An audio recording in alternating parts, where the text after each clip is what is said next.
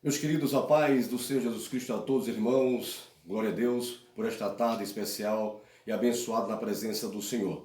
Como já sabemos, como já falei para você, nós somos presbíteros da Assembleia de Deus em Alagoas, exatamente cooperando com o pastor Genival Rodrigues da Silva. E o nosso prazer, querido, é trazer uma palavra para a sua vida, para o seu conhecimento nesta tarde.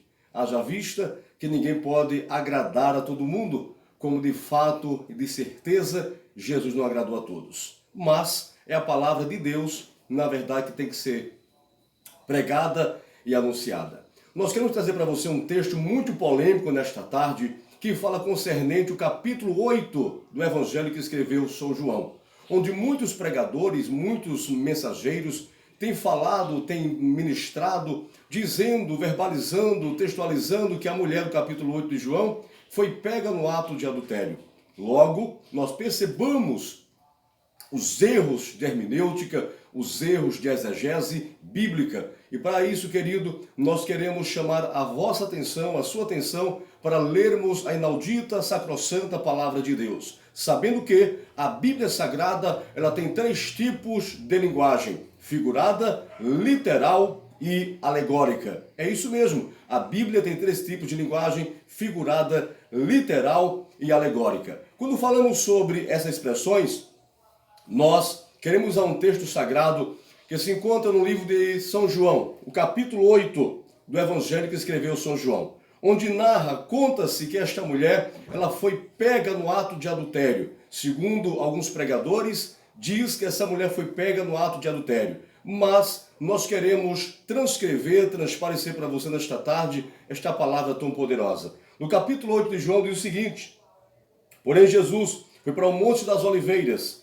e pela manhã logo cedo tornou para o templo, e todo o povo vinha ter com ele, e assentando os ensinava. O que Jesus, na verdade, o ensinava? Já que naquele tempo o evangelho não tinha sido, na verdade, feito. Já que o evangelho tinha sido escrito, o que ele ensinava? Claro que ele ensinava exatamente o Pentateuco. Claro que ele ensinava a lei de Moshe, a lei de Moisés, ou lei, na verdade, o nome Moshe, que era a lei de Moisés. Logo nós vemos dentro desse texto sagrado que Jesus os ensinava.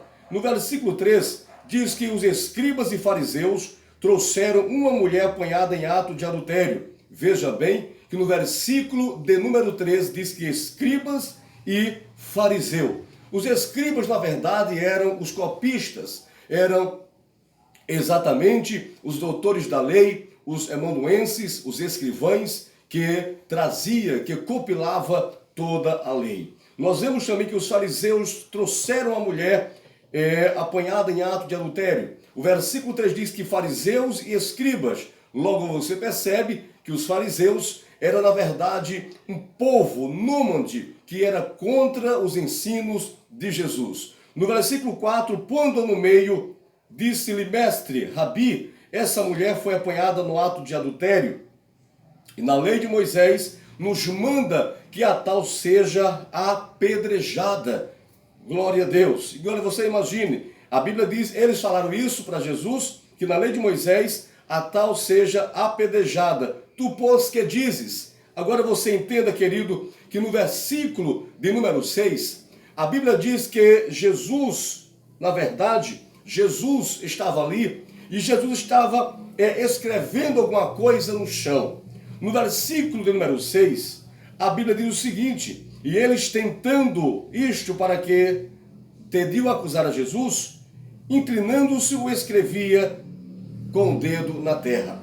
O versículo 6 fala que a tendência deles, a preocupação deles, na verdade, era condenar Jesus, era pegá-lo em contradição. Até porque, querido, que na própria lei de Moisés, quando uma pessoa era pega no ato de adultério, teria que ser exatamente conduzida ao sumo sacerdote. Mas antes de ser conduzida ao sumo sacerdote, teria que trazer exatamente o homem, pois fica caracterizado dentro do costume judaico ou dentro da lei judaica que para condenar alguém teria que trazer o homem e a mulher, ambos serem, na verdade, julgados pelo tribunal romano, passar pelos tribunos ou pelos sumos sacerdotes, Anás e Caifás, e após esse julgamento, seguir a sequência de ser apedrejada ou entrar em condenação.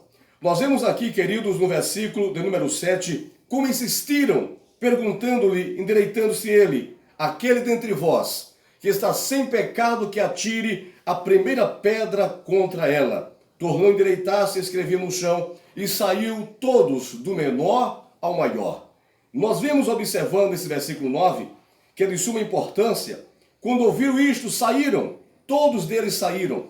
E por que saíram, queridos? E por que todos eles saíram? Primeiro, porque Jesus, nesse contexto, não chama a mulher de adúltera, já que foi pega no ato de adultério. Porque Jesus não chamou a mulher de adúltera, já que, segundo alguns pregadores, diz que a mulher foi pega no ato de adultério. Segundo ponto importante, já que foi pega no ato de adultério, porque a mulher não foi apedrejada conforme a lei. Quando eu falo conforme a lei, eu quero lembrar para você, querido, que de acordo à lei, para que a mulher fosse exatamente apedrejada, teria que estar registrado no livro de Levítico 23, versículo 10, e tem que estar escrito realmente dentro do Antigo Testamento.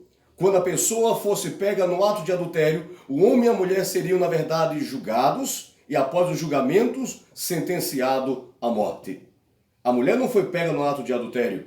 Jesus não chamou a mulher de adúltera e ela não foi exatamente julgada pelo tribunal romano, já que fazia parte da jurisdição. Nós vemos neste contexto sagrado, querido, no versículo exatamente de número 10, endireitando-se Jesus e não vendo ninguém, disse: mulher, onde estão os teus acusadores? O objetivo dos fariseus, o objetivo dos escribas eram, na verdade, pegar Jesus em contradição. O objetivo dos escribas, na verdade, eram ter do que acusar a Jesus. E o versículo 6 fala muito claro isso, que eles estavam tentando exatamente buscar falhas contra a pessoa do Senhor Jesus. Quando olhamos esse contexto sagrado, o versículo 11 diz: e disse ele, ninguém te condenou, nem eu tampouco te condeno. Bom, já que a mulher foi pega no ato de adultério, segundo alguns, por que ela não foi morta? De acordo com o que está escrito no livro de Levítico 23, 10 e versículo de número 11. Já que, segundo a lei, ela teria que ser exatamente apedrejada. Dentro deste capítulo 8, encontramos aqui exatamente chamado o Yom Kippur. O Yom Kippur, amado, é o dia do perdão. O Yom Kippur quer dizer o dia do perdão. Dentro deste capítulo 8, encontramos exatamente 3 tipos de tribunais. O primeiro tribunal, o tribunal da condenação, onde fariseus, na verdade, estavam dizendo que a tal tem que ser morta. Os fariseus ainda continuam dizendo hoje que as pessoas têm que ser mortas. O segundo tribunal, exatamente, é o tribunal da condenação. Na lei de Moisés, Nomos Moshe, esta mulher tem que ser apedrejada. O tribunal da condenação foi por onde essa mulher passou. Mas, não tendo provas cabais, contundentes e fidedignas contra ela, Jesus chega no momento certo e na hora certa.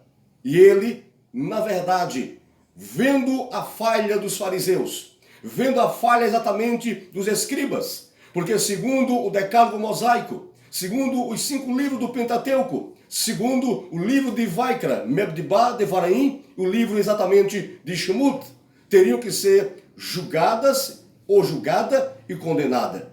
O terceiro tribunal é o tribunal da absolvição, o tribunal do perdão. Glória seja dado o nome do Senhor. Até porque naquela época a mulher que tem um nome, esse nome mulher, que no grego é chamado de Isha, naquela época a mulher não teria direito de falar. E meu querido e prezado ouvinte, o capítulo 8 de João nos apresenta exegeticamente que a mulher não foi pega no ato de adultério. Porque não foi, primeiro, porque Jesus não chama a mulher de adúltera. Segundo, porque na verdade não trouxeram o homem. Terceiro, porque ela não foi apedrejada. Quarto, porque o próprio Jesus, o Deus Todo-Poderoso estava ali e ele conhecia as